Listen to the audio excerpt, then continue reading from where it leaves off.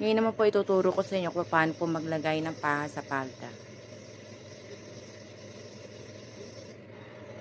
Patong po natin yung tinabas nating paha sa ibabaw ng ating chinelle. At ipuntahin hanggang dulo.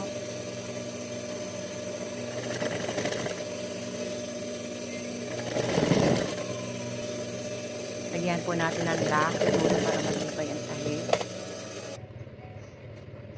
Lumapit po tayo ng pilon para maging matigas ang ating paha.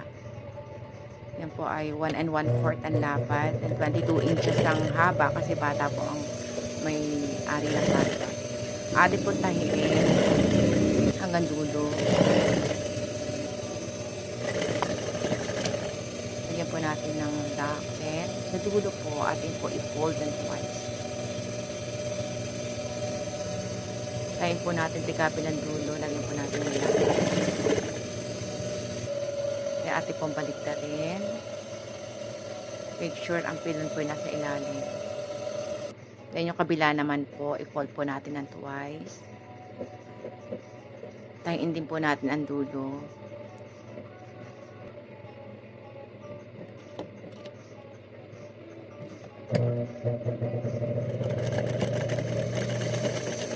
Then atin po din baliktarin. O po natin puputulin natin tirang tela para meron po tayong alawan. Tayin po natin lahat ng tabi.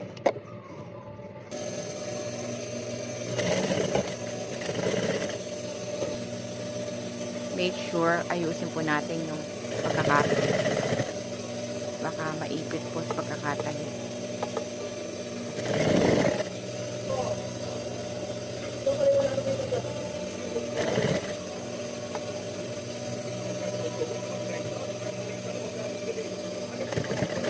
Lahat po ng tabi atin pong tahiin.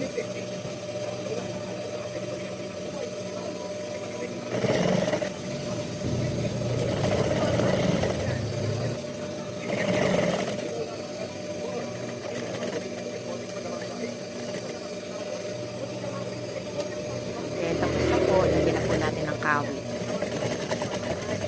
Thank you for watching.